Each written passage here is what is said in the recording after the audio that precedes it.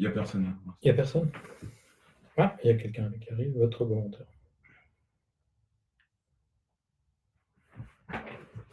Donc là, non, ouais. Donc ça devrait être à droite en fait que ça s'affiche. Ça, Là, c'est bon.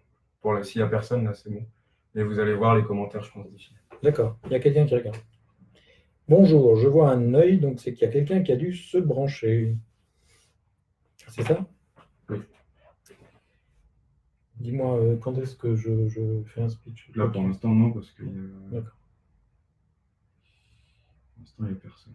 Il n'y a qu'une personne qui s'est connectée. Et comment ça se fait qu'elle ne s'affiche pas?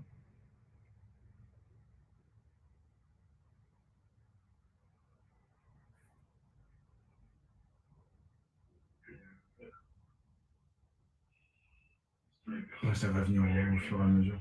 Là, pour l'instant, on a juste lancé, donc le temps que les gens se connectent. Tu sais ce qu'on fera? On fera des. J'ai envie de. Il faut que je l'annonce. Tiens, passe-moi un peu de truc. J'annonce les choses, il ne faut pas que j'oublie de dire. C'est. On va faire des zooms par sujet. Tout enregistré. Oui, c'est bon.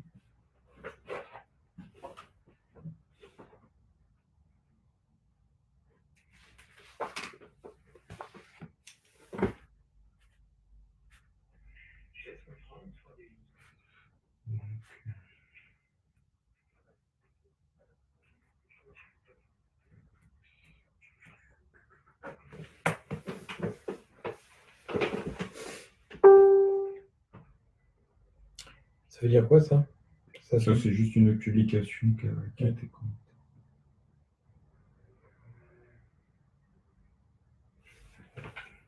Ça va mettre au moins 5 minutes avant qu'il y ait des gens qui arrivent. Ah oui? Vous pouvez lire vos notes si vous voulez. Oui, bon, c'est bon.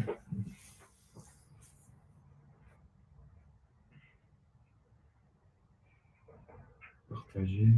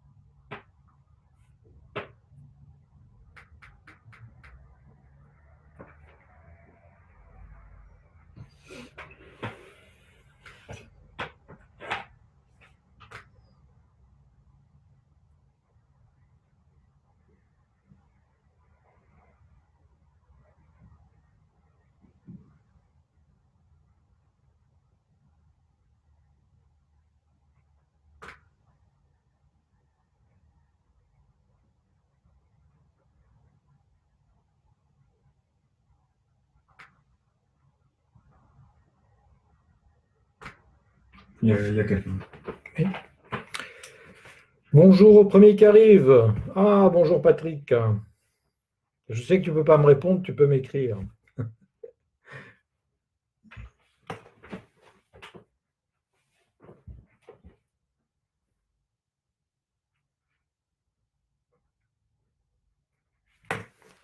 n'y a pas encore grand monde, j'attends encore un peu que les gens se connectent.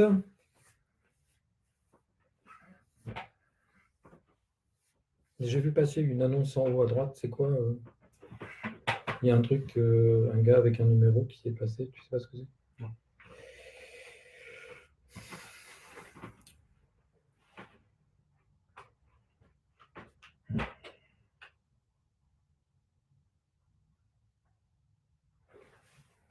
Là, il y a 4 personnes qui regardent. Ah oui, 4 personnes. Ok, on est déjà plusieurs personnes. Il paraît que ça met du temps à venir, donc bonsoir à tous. Je vais commencer par un petit travail de présentation. Et évidemment, vous pouvez me faire passer vos questions par écrit plutôt, pour que je réponde et que vous puissiez réagir à ce que je dis. Alors, je voudrais présenter le système de retraite sur lequel on travaille avec plusieurs choses importantes en introduction. D'abord, on travaille dessus. Le texte n'est pas prêt. La seule chose qui est prête, c'est le rapport et les grands principes que je vous ai transmis, mais le texte n'est pas encore en discussion à l'Assemblée nationale, loin s'en faut. Il doit y avoir énormément de consultations, en particulier avec les représentants des 42 régimes spéciaux, et nous aurons un texte qui sera un texte de début de démarche. C'est une démarche qui doit durer une quinzaine d'années, à l'été prochain, pas avant. Donc voilà, j'ai eu quelques questions, des remarques sur qu'est-ce que vous êtes en train de voter, pourquoi si. Nous ne sommes en train de rien voter, nous démarrons un travail de consultation citoyenne. Et donc, par exemple, si au cours des discussions que je vais avoir avec vous et avec d'autres, si au cours de ces discussions, nous arrivons, nous, à isoler des points de vigilance, par exemple concernant les Français qui habitent à l'étranger, ou pas que les Français, les gens qui ont cotisé en France, qui ont une retraite française et qui habitent à l'étranger, ou les petites retraites, ou les doubles retraites, eh bien, nous avons le temps de construire éventuellement même des amendements que, si je suis convaincu évidemment qu'ils sont des bons amendements, je pourrais porter moi-même. Ça, c'est la première chose que je voulais dire.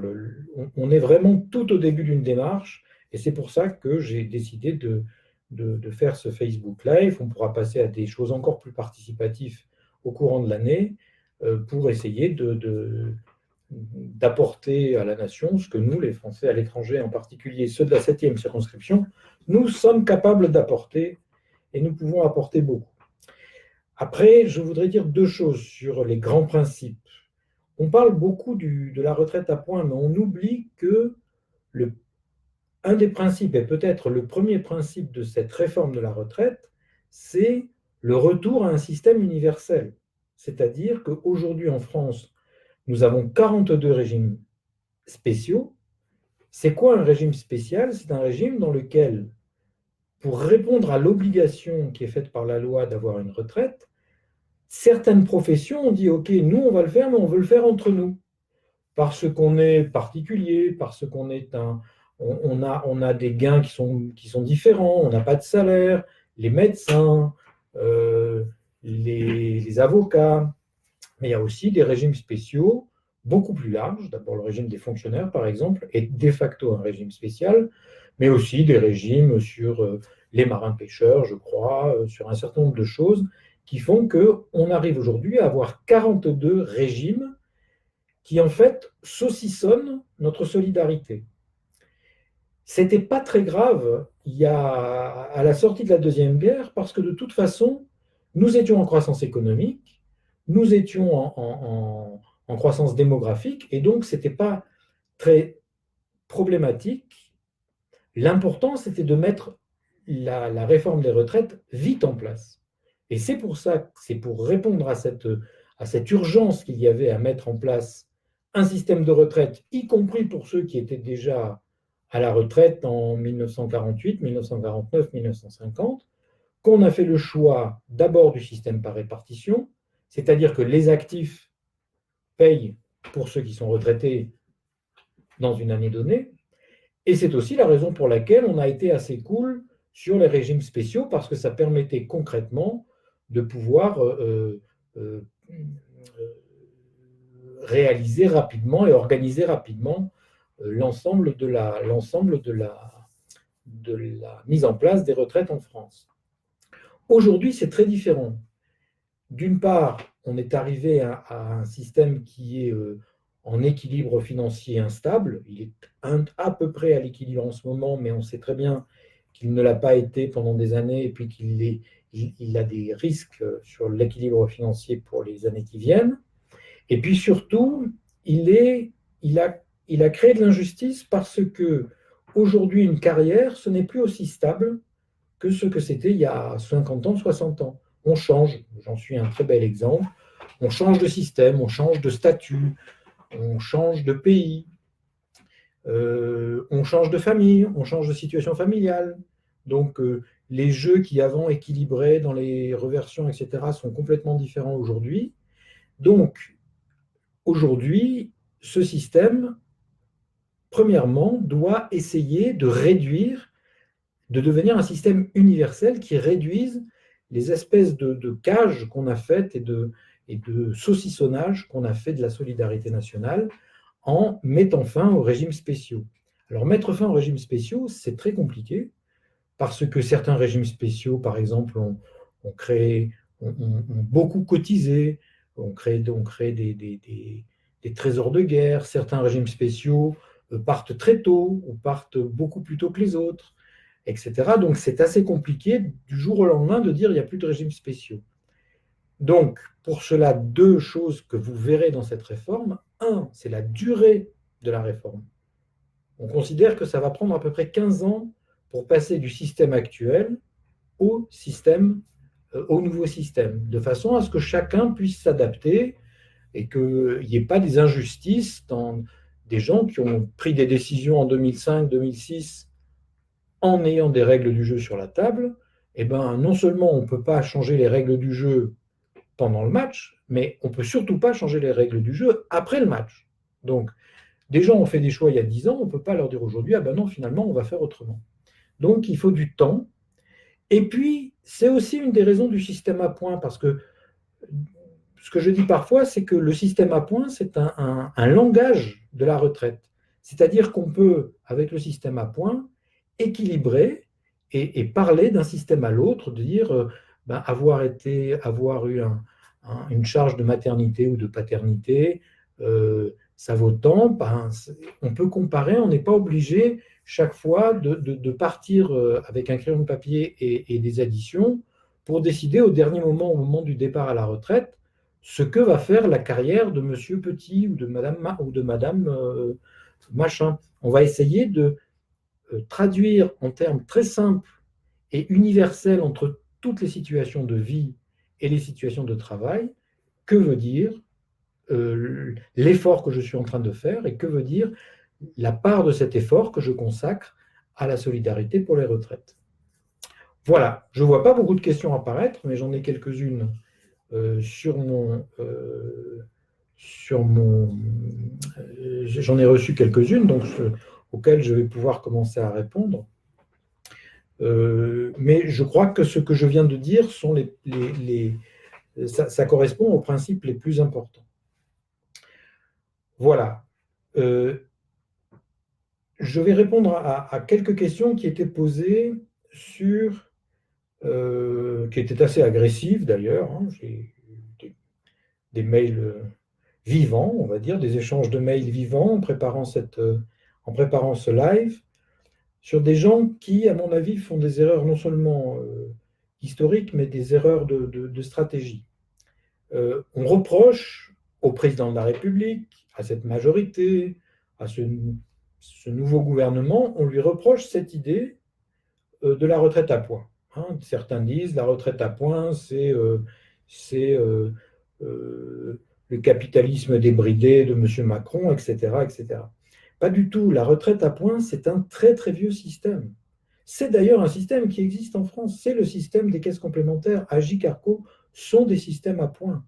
Donc c'est un système qui est très bien connu et évidemment, Comodem, on connaît très bien puisque ça fait plus de 10 ans que nous disons, un peu dans le désert, il est vrai, mais que nous crions que la bonne manière de ne pas casser le système de la retraite français, mais de le faire évoluer vers quelque chose qui sera plus stable et quelque chose qui sera plus prévisible, c'est de passer, comme les retraites complémentaires, et comme le font généralement les retraites privées, à un système de points, parce que c'est un système qui est beaucoup plus communicant dans les différentes situations.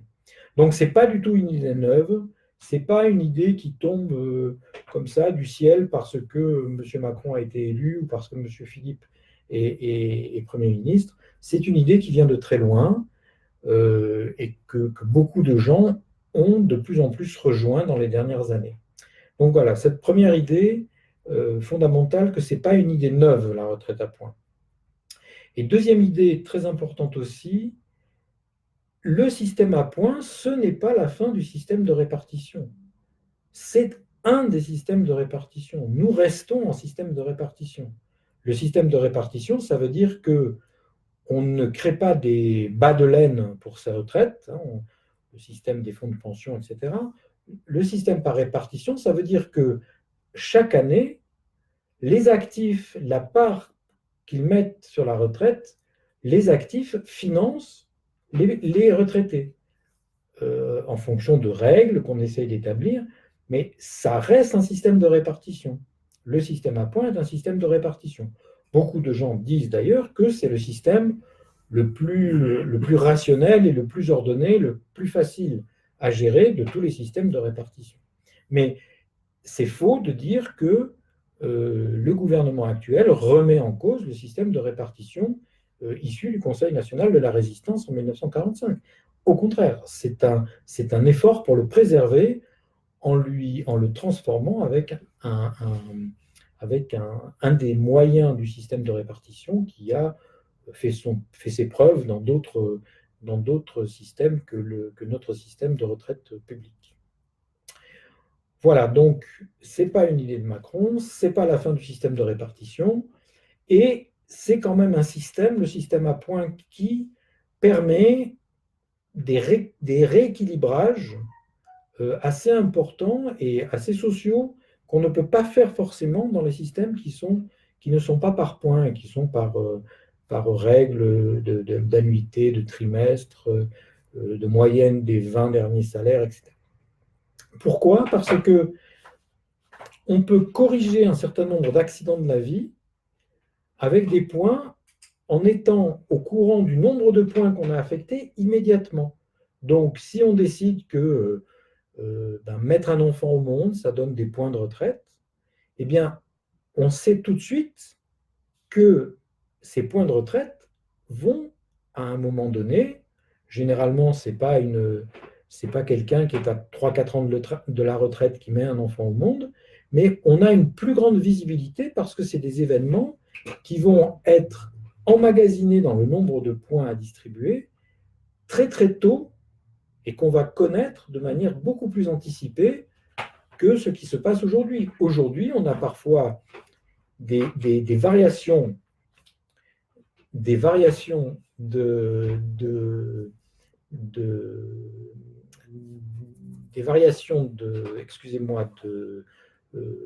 données de retraite qui sont extrêmement significatives dans la dernière année, avant l'année N. À l'année N, on décide qu'on va mettre de côté tant de milliards pour les distribuer à tant de millions de gens. Et puis, dans l'année N-1, eh ben, par exemple, il y a des gens qui reçoivent des primes à intégrer dans leur retraite. Donc, tout d'un coup, leurs 20 meilleures années changent. Et ça, c'est des choses qu'on ne maîtrise absolument pas quand on n'a pas un système de points. Donc, le système de points permet d'anticiper énormément les différents paramètres qui influent sur ce qu'on va distribuer à la fin. Voilà, c'est des choses qui me semblent importantes, un peu complexes, je le reconnais, mais on est là pour s'expliquer, mais qui me semblent importantes à préciser. Je suis impressionné parce que je n'ai toujours pas de questions. Je ne sais pas si c'est que j'explique bien, peut-être.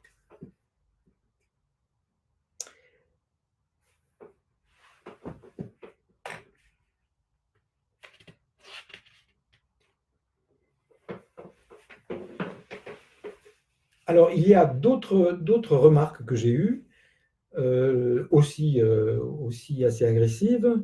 Bonjour Henri.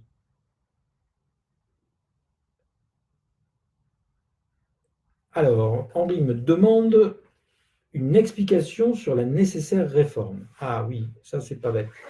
Je n'ai pas commencé par ça. C'est-à-dire, il y a beaucoup de gens qui disent, et j'en ai reçu, tu as raison Henri de le préciser, qui disent mais on aurait très bien pu continuer comme ça.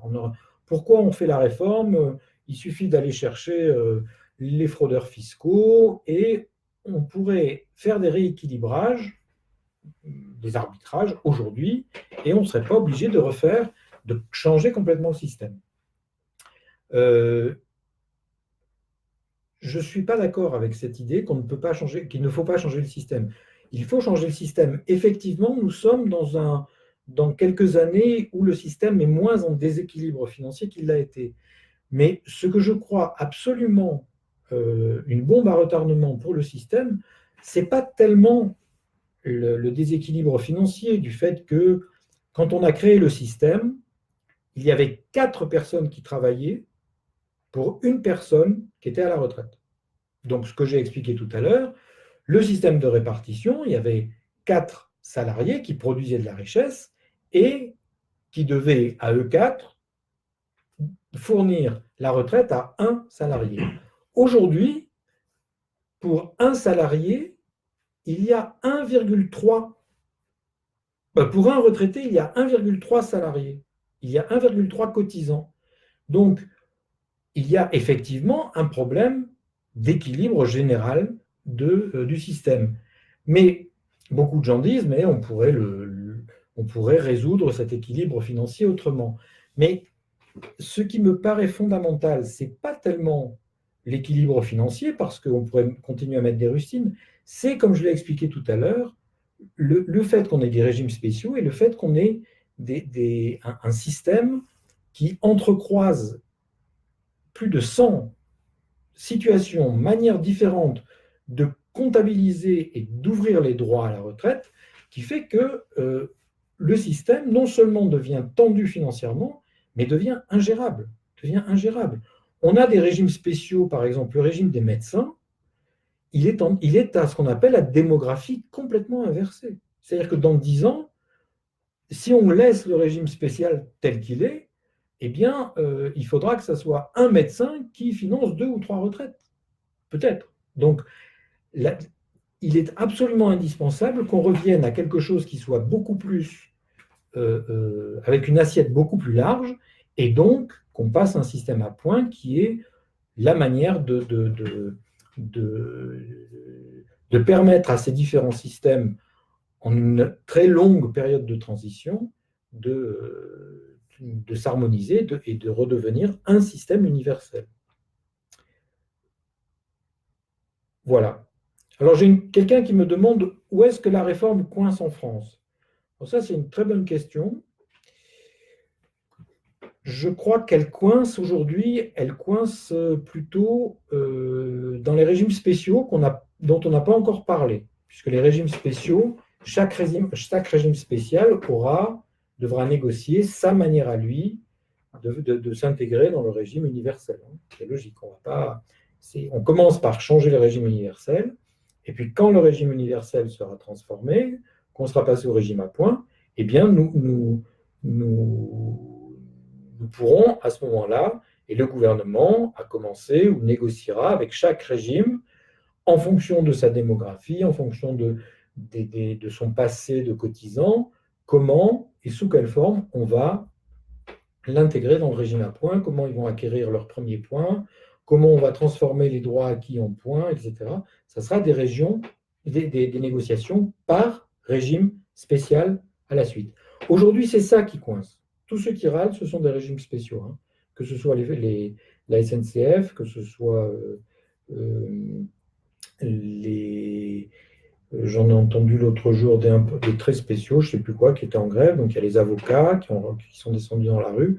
Tout ça, ce sont des régimes spéciaux qui craignent, parce qu'ils ont des systèmes qui pour l'instant sont relativement confortables, qui craignent que la solidarité qu'on va remettre, de réouvrir la solidarité et la base de la solidarité nationale, va faire qu'on va venir leur ponctionner leur trésor de guerre. Voilà. Ce qui n'est absolument pas le cas. Au contraire, ce sont des professions qui ont tout à gagner pour les 50 années qui viennent, qui ont tout à gagner à revenir dans le système général, puisque ce sont des démographies souvent inversées.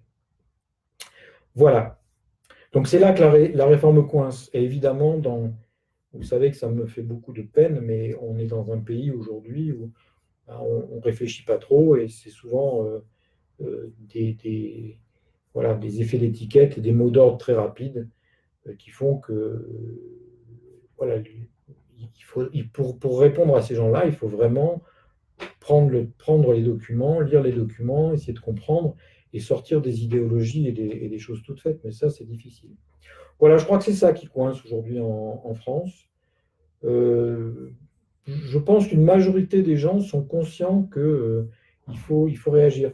On a par exemple, mes collègues me disent beaucoup que énormément de jeunes dans leur circonscription en France leur disent, mais de toute façon, moi, je ne toucherai pas la retraite. Ce n'est pas possible. Je n'y crois pas. Je n'y crois pas, j'ai 25 ans. Dans 40 ans, le système n'existera plus. Il est intenable. Voilà, donc moi, je mets ces gens-là plutôt dans ceux qui sont pour une réforme sage des systèmes de retraite. Et je crois effectivement qu'on a des blocages, mais plutôt du côté des régimes spéciaux et des gens qui, je ne vais pas être méchant, mais je crois qu'il y a des gens qui crient avant d'avoir mal, comme on dit des fois. Voilà. Mais je crois que c'est ça qui coince aujourd'hui. Mais moi, j'ai bon espoir. Je trouve que dans les discussions plus quotidiennes, on a des gens qui sont conscients qu'il faut faire quelque chose et que ce qui est proposé c'est pas une révolution, quoi. Une réforme de 15 ans, c'est quand même quelque chose qui prend le temps, qui permet de voir venir.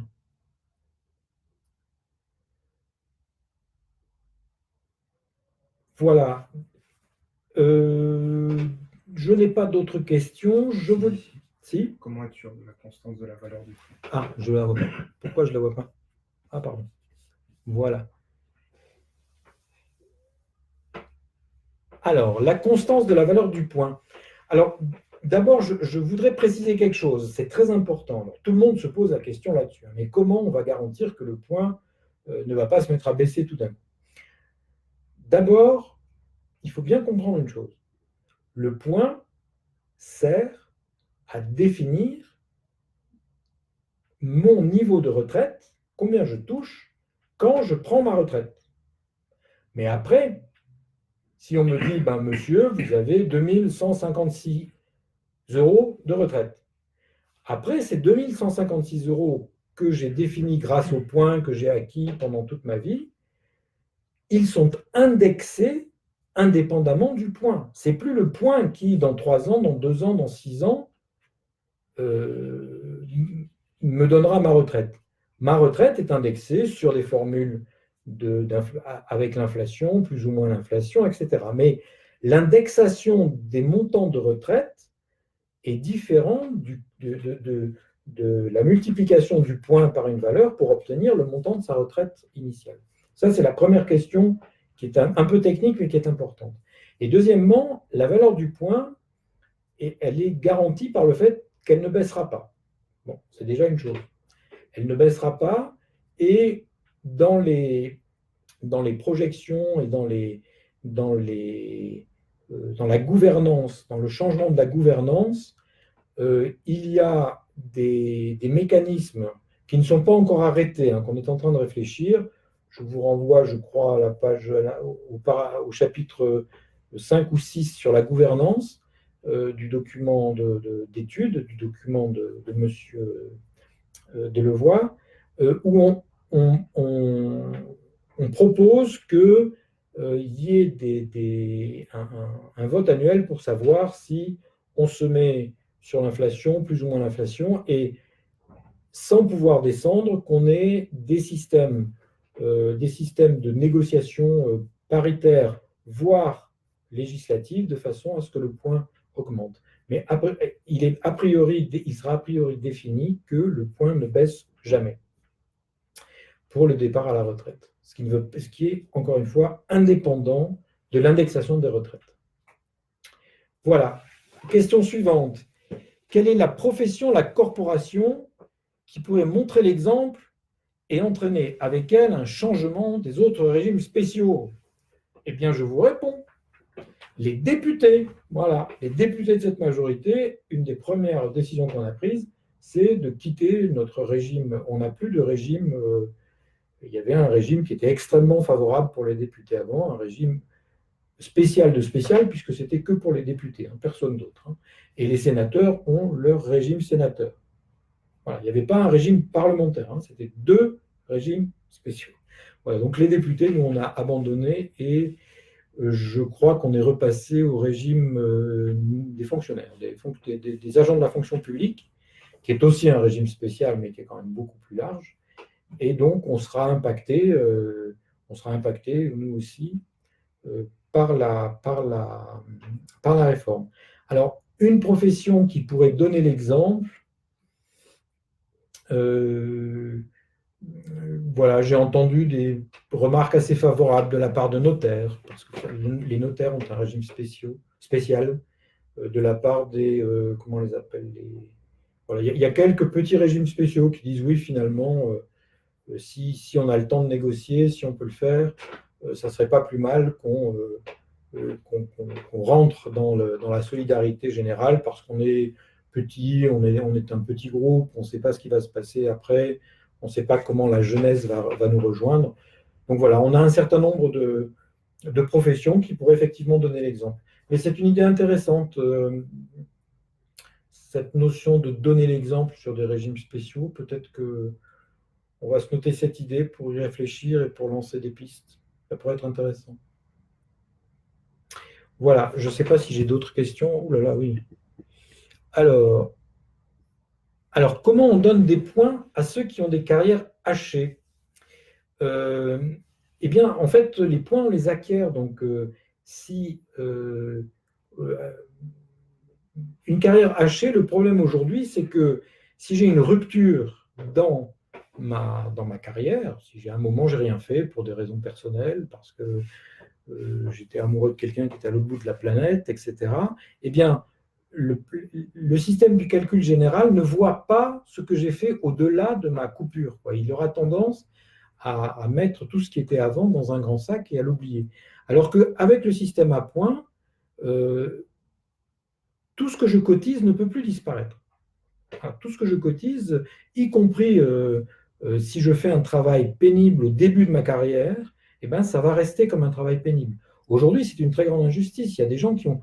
Souvent, ça arrive. C'est plutôt au début de la carrière qu'on fait du pénible. Et après, eh ben, je suis obligé de choisir entre mes 10 ou 12 meilleures années et le fait que c'était pénible, mais ce n'est pas les mêmes. Alors que là, si j'ai des points, même si j'ai des interruptions, tous mes points restent et il ne me manquera que ceux qui m'auraient manqué parce que je n'ai pas cotisé. Mais ça, c'est à peu près logique. Donc, quand on donne les points, ils sont acquis. Donc ça, c'est pour la partie hachée. Et puis après, on peut aussi imaginer que cette partie hachée, eh ben, j'étais pas en salariat, mais j'étais en train de... j'étais parti parce qu'il y avait une catastrophe naturelle, j'étais parti 6 mois parce que j'avais aidé quelqu'un, aidé quelque chose, aidé une cause. Et peut-être qu'après, même rétroactivement, on peut dire, écoutez, ceux qui ont arrêté leur carrière pour aller nettoyer le plastique qu'il y a dans l'océan, eh ben, on ne peut pas les payer, on ne peut pas les récompenser autrement, ben, on va leur donner des points de retraite, par exemple. Donc, c'est des choses, la souplesse et l'universalité du point permettra certainement, et c'est ce qu'elle permet d'ailleurs dans les systèmes qui marchent comme ça, d'être beaucoup plus efficace pour les carrières hachées ou les carrières en zigzag que je connais bien. Je pourrais être tout à fait dans ce cadre-là. Je m'approche un peu pour lire les questions suivantes. Y a-t-il une concertation avec des pays de ta circonscription pour permettre une harmonisation des systèmes de retraite et par conséquent une mobilité? Alors, il faut être très précis. Il y a déjà des choses qui marchent dans l'Union européenne. Il y a une harmonisation, je dirais, du guichet, ce que j'ai appelé le guichet. C'est-à-dire qu'on peut aller à Prague. J'ai eu le cas dernièrement, quelqu'un qui va à Prague et qui dit, ben voilà, j'ai travaillé en République tchèque, j'ai travaillé en France, voilà ce à quoi j'ai droit, merci de me faire les papiers pour que je touche ma retraite. Voilà. Et il n'est pas obligé de voyager en France pour faire ces papiers-là. Il y a un système qui est harmonisé à ce niveau-là. Évidemment, c'est les caisses où il a cotisé en France qui vont financer leur part.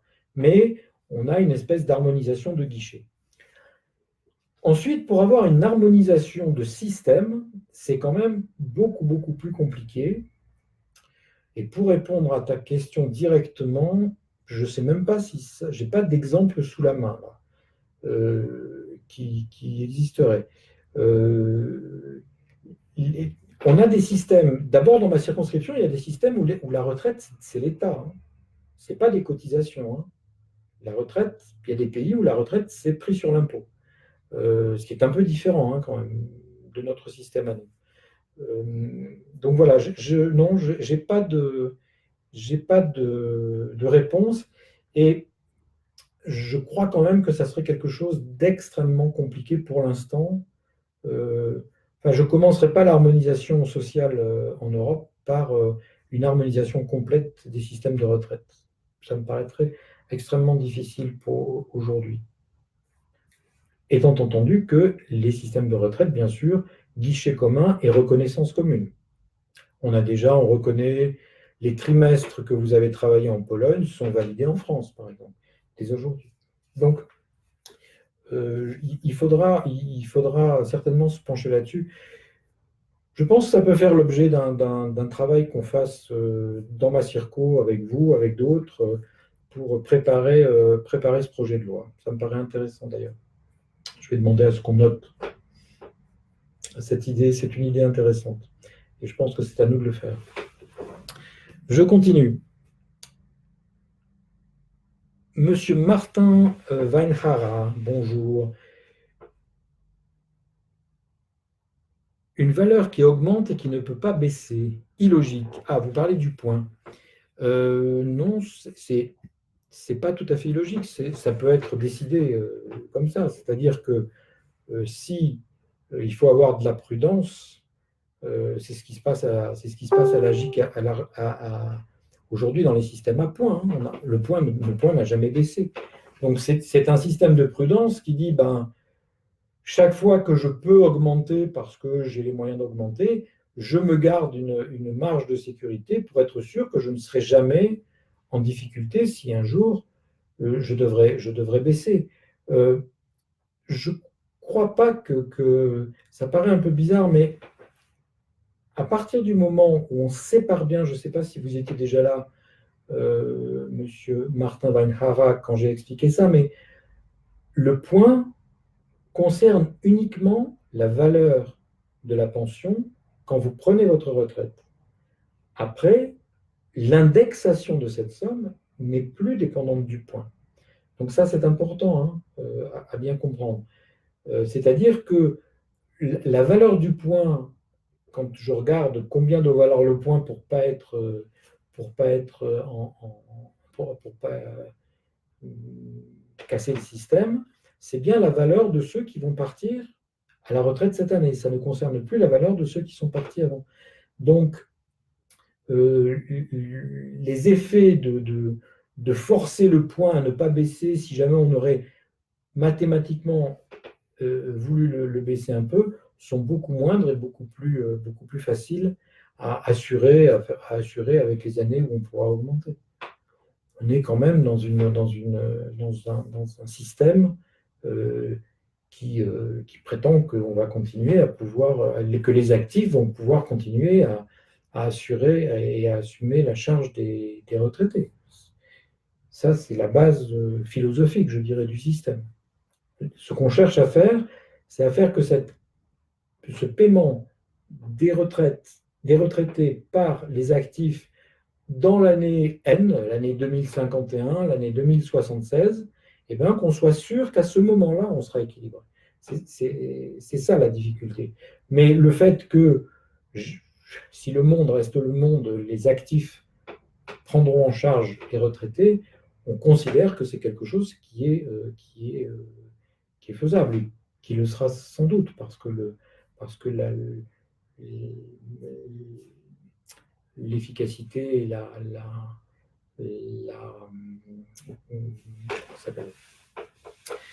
la productivité de l'activité humaine augmente moyennement et de manière relativement stable, y compris avec les économies qu'on peut faire sur certaines choses, des choses qui coûtent moins cher, donc qui font de la productivité également du côté des utilisateurs retraités. Voilà, donc oui, ça peut paraître illogique. On peut se pencher là-dessus aussi. Moi, cette histoire de valeur du point, c'est quelque chose dont j'ai beaucoup de remontées.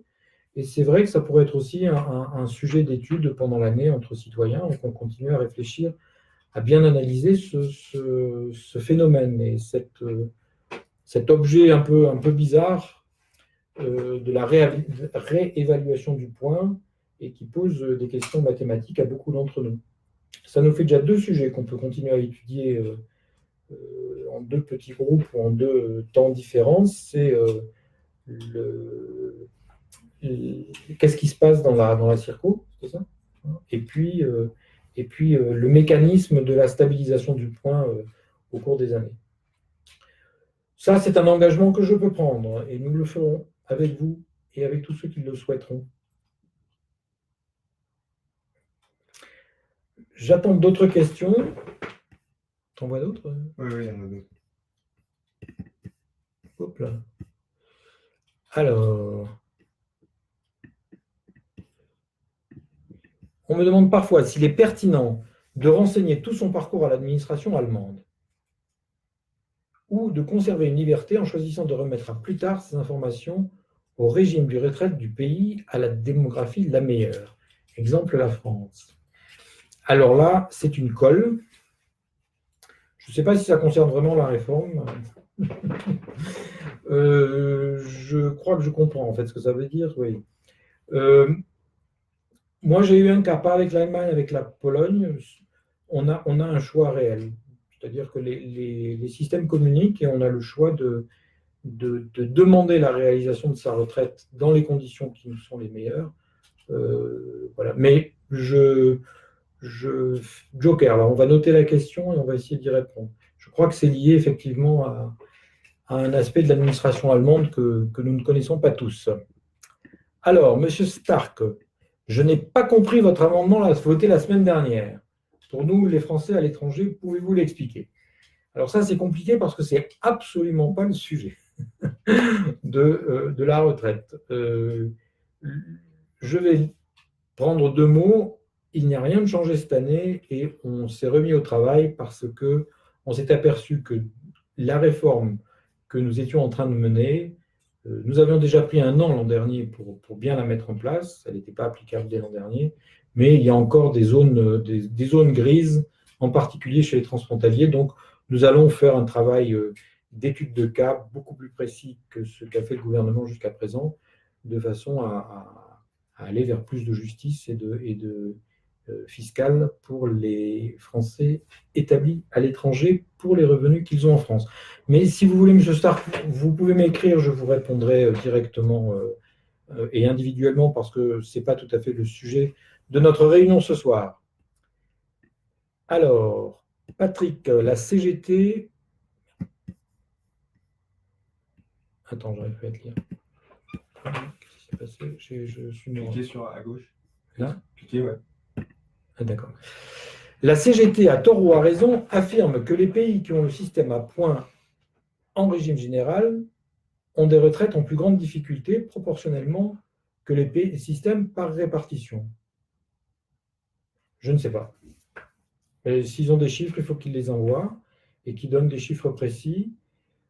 Moi, je ne crois pas que la difficulté financière, je peux donner un élément de réponse par rapport à ça, Patrick. Je ne crois pas que la difficulté financière d'un régime de retraite par répartition soit dépendante du fait s'il est à point ou pas à point. Franchement, j'ai bien compris ce que tu as expliqué tout à l'heure, ce que tu m'as expliqué dans ton mail. Je crois au contraire que le système à points réduit les variations de dernière minute. Voilà, donc peut-être que la CGT a pris des systèmes qui ne sont pas par répartition, c'est possible, mais je crois que les systèmes à points, que les systèmes par répartition, il y en a qui sont en difficulté, mais j'aimerais bien qu'on m'explique pourquoi c'est un système, pourquoi ça vient du point. Ils peuvent être plus en difficulté, mais peut-être que ce n'est pas parce que c'est le système à points. Peut-être que c'est parce que c'est des pays qui vieillissent, parce que c'est des pays où il y a plus de jeunes. Voilà, ça peut être d'autres raisons. J'aurais du mal à comprendre pourquoi c'est le fait qu'on ait un système à points qui mette en difficulté financière un système par répartition. Pour moi, système à points ou pas système à points, un système par répartition, il sera en difficulté ou pas en difficulté pour des données qui sont des données économiques et de macroéconomie. Alors, vous avez des systèmes de pays où ça marche correctement. Moi, j'en ai pas comme ça. Je connais des systèmes à points qui marchent bien. C'est le système de la retraite complémentaire des cadres en France, la GIRC, l'ARCO, tous ces trucs-là, ça marche très bien. C'est des systèmes qui sont. Moi, je sais que depuis que j'y suis, je sais, dès le début, dès qu'on rentre, on sait que le point s'étend. Et puis, voilà, quand j'étais jeune, je calculais ma retraite, je disais, bah, si je partais aujourd'hui, j'aurais 18 francs 50 par mois, quoi. Mais voilà, je connais des systèmes où ça marche, oui. Alors maintenant, des pays où ça marche, peut-être qu'on pourrait faire ça aussi. Ça peut être un troisième point, tu notes? Un troisième point qu'on voit. Donc, les collaborations européennes, le principe de l'évolution du point, de la garantie de l'évolution du point, et regarder si aller chercher des pays dans notre circo ou pas dans notre circo, on ira essayer de voir s'il y a des pays dont on peut s'inspirer et qu'on peut regarder. Bonne idée. Est-ce que j'ai encore des questions en dessous? Oui. Mais j'arrive pas à remonter là. C'est avec les deux doigts. Oui. Vers le bas. Ah, vers le bas. J'ai tout cassé. C'est bon. Donc 2 doigts vers le bas. Pas vers le haut alors. Ben oui. Oui, descendez. Encore. Voilà. OK. Je reviens donc sur le sujet du soir.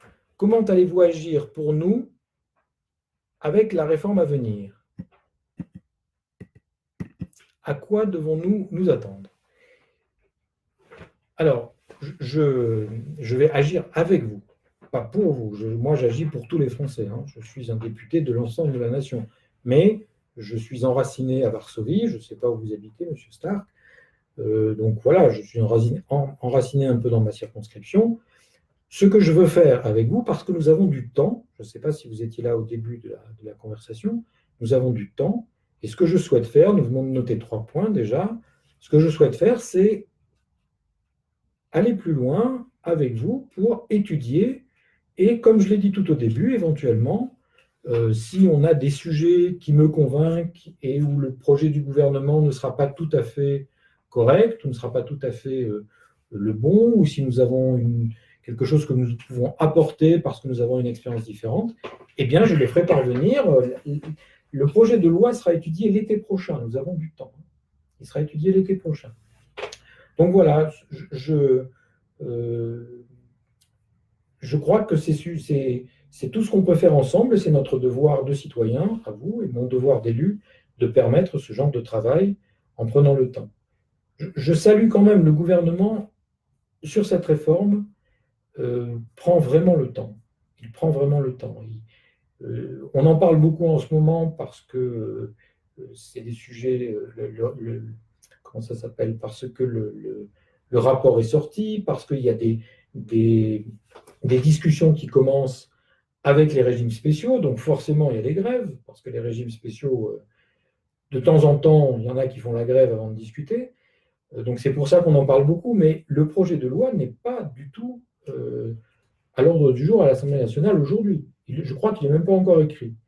Donc, on a vraiment du temps, et c'est pour ça que j'ai proposé que au Modem, on s'est dit, on va énormément discuter.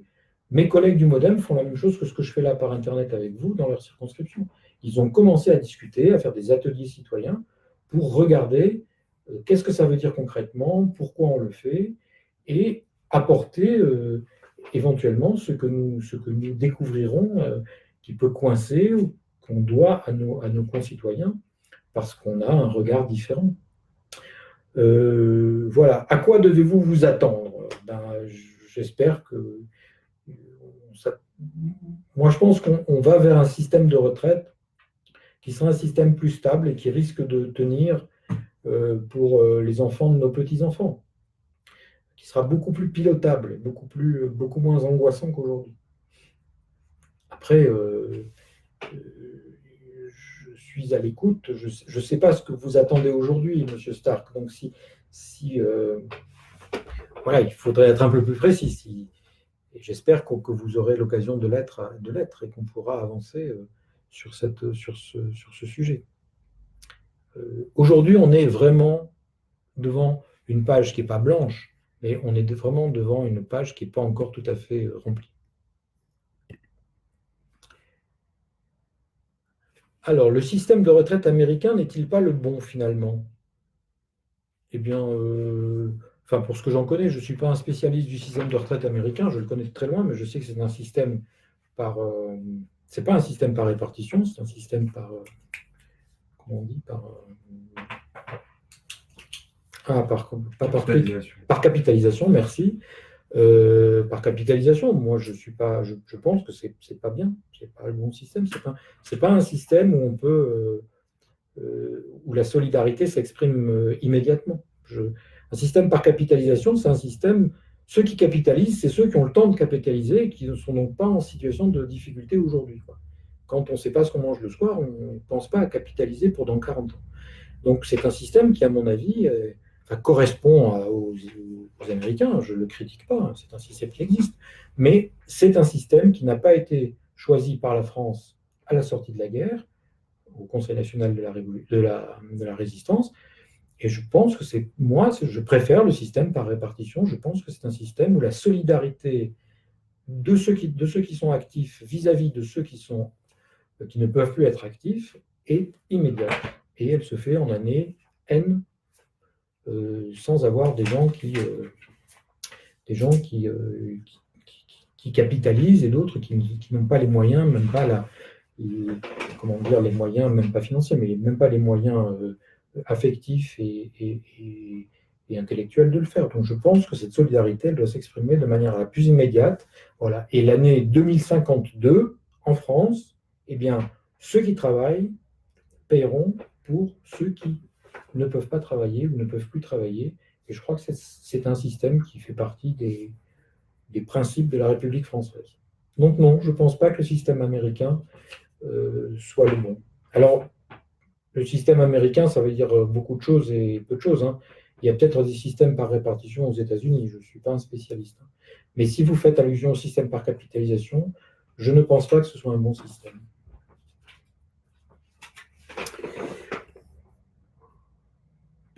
Je continue.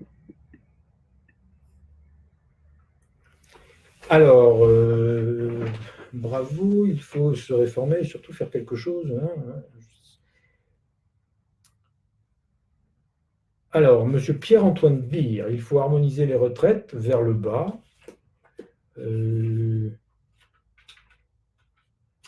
Alors, connaissez-vous les GOPE 2019? Donc, M. Bire, je connais les GOPE, je crois même que c'est vous qui m'en avez déjà parlé. Je connais les grands principes européens en direction des retraites. Je ne pense pas que ce soit harmonisé vers le bas. Donc, je ne comprends pas bien votre intervention. Alors, mais je vais vous prendre au pied de la lettre parce que voilà, j'aime bien le débat et j'aime bien qu'il y ait des gens qui ne soient pas forcément d'accord avec moi dans les débats. Vous dites qu'il faut harmoniser les retraites vers le bas, comme une espèce de provocation, je suppose. Moi, je ne dis pas qu'il faut harmoniser les retraites, tout simplement, ni vers le haut, ni vers le bas. Le système de solidarité n'est pas un système d'uniformité. Voilà, donc il y a des gens qui font des choix de vie, il y a des gens qui font d'autres choix de vie. Ce que je prétends, c'est que la solidarité nationale doit s'exprimer par le système par répartition et en année N. Voilà ce que je prétends. Et après, voilà, on ne peut pas laisser quelqu'un qui a travaillé toute sa vie avec son mari et qui se retrouve sans droit. Voilà, ça c'est pour moi, c'est quelque chose. Voilà, mais je ne demande pas que tout le monde est pareil ou que tout le monde ait les mêmes droits ou que tout le monde ait les mêmes envies, tout le monde ait les mêmes envie de faire les mêmes choses au moment de la retraite.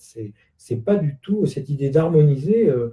Me semble pas la bonne. Voilà, me semble pas la bonne. Je ne crois pas qu'on a à harmoniser. Il faut harmoniser des droits, mais pas des montants et pas des salaires. Voilà, chacun essaye de faire sa vie à sa manière. Et ce qui est important, par contre, c'est que les solidarités à l'intérieur d'une nation, à l'intérieur d'une communauté de travail, puissent s'exprimer le plus directement possible. C'est ça qui est important. Voilà, alors le vocabulaire des gopeux, je pense savoir à quoi vous faites allusion. Je ne suis pas sous influence. Si vous avez des propositions, je viens d'expliquer, puisque vous êtes arrivé peut-être un peu après, je viens d'expliquer que je suis très ouvert. On a le temps pour préparer cette réforme, donc je suis très ouvert, y compris avec vous, M. Beer, si vous avez des suggestions, des amendements que je pourrais porter, des choses qu'il faut reprendre quand le gouvernement aura rendu sa copie dans quelques mois. Je suis ouvert. Je suis ouvert avec vous et avec tous les autres. Donc n'hésitez pas. Si vous avez des moyens de continuer à sécuriser ce système par répartition, qui est un système de solidarité extrêmement important pour moi, j'accueillerai vos idées avec beaucoup de bienveillance et avec beaucoup d'attention. Je continue, s'il y en a, oui. Alors, toujours M. Beer.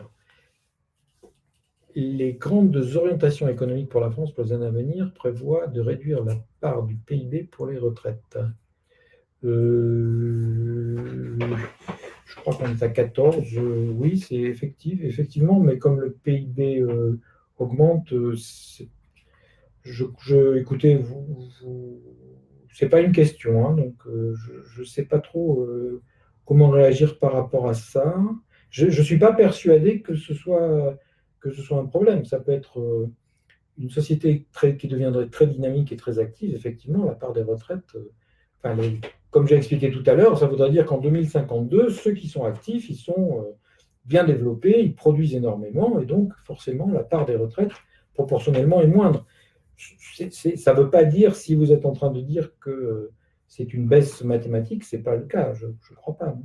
Je crois pas. C'est un ratio qui ne sert pas à définir le montant des retraites, ce que vous dites là. Question suivante, Monsieur Stark. On va devoir travailler plus longtemps, et nos enfants et nos petits-enfants. Alors, aujourd'hui, on travaille, en moyenne, on travaille jusqu'à presque 64 ans. Hein. L'âge officiel de la retraite, c'est 62 ans, mais on travaille jusqu'à à peu près 63 ans, 64 ans. C'est ce que j'ai expliqué tout à l'heure. Si on veut estimer que les actifs d'une année donnée doivent supporter les retraités de la même année, à partir du moment où les équilibres démographiques se renversent, il faudra être ou bien beaucoup plus productif, ou bien beaucoup plus sobre, ou bien travailler plus longtemps. Mais ça, c'est des choix qui sont très individuels, en fait. Le système à points permet de poser ces choses-là. Donc, il y aura un âge, dans la réforme telle que nous la prévoyons, il y a un âge de départ légal, et il y a des manières de toucher ces points plus tôt ou plus tard, en fonction de ce qu'on vit, de ce qu'on a envie de faire et de ce qu'on est capable de faire. Mais on ne pourra rien changer au fait qu'au moment où le système a été mis en place, il y a 60 ans, il y avait 4 actifs pour un retraité, et qu'aujourd'hui, il y a 1,3 actifs, et il n'y a plus qu'1,3 actifs pour un retraité. Les prévisions sont sont pas catastrophiques, c'est-à-dire ça devrait plus, on ne va pas continuer à descendre, mais ça se stabilise, disons. Mais c'est sûr que à 1,3, à 4 actifs qui financent un retraité avec une espérance de vie qui était en plus inférieure, et la situation d'aujourd'hui, ça sera sans doute plus difficile pour les actifs, ils devront être plus productifs, soit dans la durée de leur carrière, soit dans la façon dont ils travaillent, pour porter, ça veut dire qu'il faudra qu'un retraité que 3 actifs portent 2 retraités quasiment. Donc c'est beaucoup plus compliqué que ce que ça a été il y a 40 ans, il y a 50 ans. Le système à points a cet intérêt que on ne va pas être obligé de poser une espèce de règle d'or de l'âge. Avant cet âge-là, tu es un voleur, tu es un profiteur, et après cet âge-là, tu peux partir. On va essayer de sortir de cette logique-là, qui est une logique un peu difficile aujourd'hui pour essayer de bien appréhender le sujet avec nos concitoyens. Le système à points permettra de donner plus de liberté et plus de conscience à chaque individu pour savoir ce qu'il veut faire et comment il veut collaborer. Je n'arrive pas à monter le niveau. Ça y est. Quelle marge de manœuvre avez-vous sur ce texte? J'en ai énormément, il n'est pas écrit, je pense. Donc tout va bien. Voilà, alors la marge de manœuvre que j'ai, non, elle est très grande. Hein. Aujourd'hui, elle est très grande. Nous sommes en discussion avec le gouvernement. Le gouvernement, sur cette réforme, écoute le MODEM, d'abord parce que historiquement, c'est nous qui portons cette réforme, et puis il nous écoute pas mal parce qu'il sait qu'on a des antennes, voilà, on fait remonter des sujets précis. Donc, je pense qu'on a une marge de manœuvre dans l'écriture du texte, même au niveau des amendements. C'est un texte qui, à mon avis, ne va pas forcément suivre les clivages partisans. Voilà, c'est un texte qui, dès qu'un texte touche à des notions de choix individuels, etc., il y a des majorités qui peuvent se construire sur un amendement et qui peuvent surprendre sur tel ou tel amendement. Donc aujourd'hui, j'ai une liberté totale, j'aurais même la liberté de l'écrire, puisqu'il n'est pas écrit à mon avis. Voilà, je pense qu'il sera publié, le texte du gouvernement risque d'être publié au printemps pour passer à l'été. Voilà, mais le gouvernement consulte encore énormément. Le gouvernement consulte encore énormément. Voilà, donc il y a une marge de manœuvre, et quand je dis que je compte sur vous pour m'aider, pour participer, on va essayer de renouveler cette forme de dialogue de manière peut-être moins magistrale, parce que là, il n'y a que moi qui parle, mais sur des sujets précis, on en a déjà repéré 3, peut-être qu'il y en a d'autres qui viendront, on pourra avancer et faire remonter au gouvernement ce que les Français d'Allemagne, d'Europe centrale et des Balkans peuvent apporter à ce texte et à cette réforme. Comment on dialogue avec des actifs comme les cheminots qui font des énormes grèves qui embêtent tout le monde? Oui, on dialogue avec les cheminots. Évidemment, ce sont des métiers qui ont des réflexes un peu corporatistes, c'est sûr. Moi, je ne suis pas inquiet. Je crois que c'est le signe qu'on touche à des choses importantes. Voilà, ça m'a fait suer vendredi matin, parce que je prends le train une fois tous les 3 ans, non peut-être pas, mais je prends le train très rarement en France, et j'ai été coincé vendredi matin 4 heures à la gare. Donc voilà, c'est extrêmement désagréable. Moi, ce qui me gêne plus dans ces mouvements-là, je suis pour le droit de grève, je suis pour le conflit social. Moi, j'ai vécu des conflits sociaux durs en Égypte quand j'y étais. J'ai été séquestré dans mon usine. Mais ce que je n'ai jamais perdu de vue, c'est si on discute, si on débat, on discute sur des faits, sur des choses exactes. On ne discute pas sur des... voilà, sur lui c'est un méchant, lui c'est un gentil. On discute sur des choses exactes. Voilà. Moi, je suis prêt à m'opposer, à expliquer, et à dire, ben voilà, on fait ce choix-là. Ce n'est pas le choix qui vous plaît, mais c'est le choix qu'on va faire parce que nous, on pense que c'est bien. Voilà. Ce qui est très embêtant aujourd'hui dans toutes ces grèves et dans tous ces mouvements, c'est qu'on nous reproche des choses qu'on ne fait pas. Voilà. Ça, c'est très, très désagréable pour le parlementaire que je suis. Voilà. Ou des choses qui sont de l'ordre du dogmatique, voire du religieux, quoi, de dire que je suis pour le ruissellement ou que nous sommes... voilà. Il y a des choses que je ne fais pas et qu'on me reproche, donc c'est quand même difficile. Voilà. Mais le dialogue social en France, ça marche quand même. Ça marche.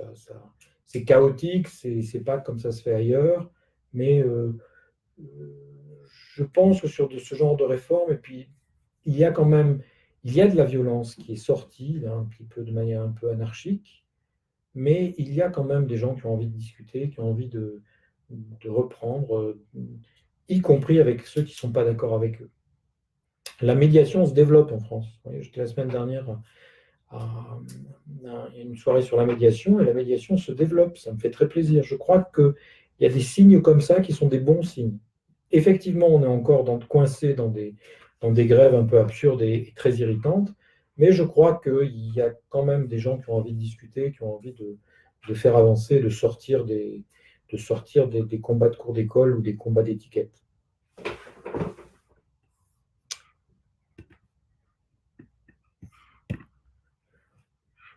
Merci beaucoup pour vos réponses. Quelle est votre idée et votre fil rouge pour la réforme à venir? Ben écoutez, mon idée déjà, c'est de travailler dans les détails maintenant, parce que c'est là que ça va être le plus dur. Et je voudrais faire un travail sur tous ces accidents de la vie, ces choses qui ne sont pas prises en compte aujourd'hui dans notre système et qui pourraient être prises en compte par le système de points.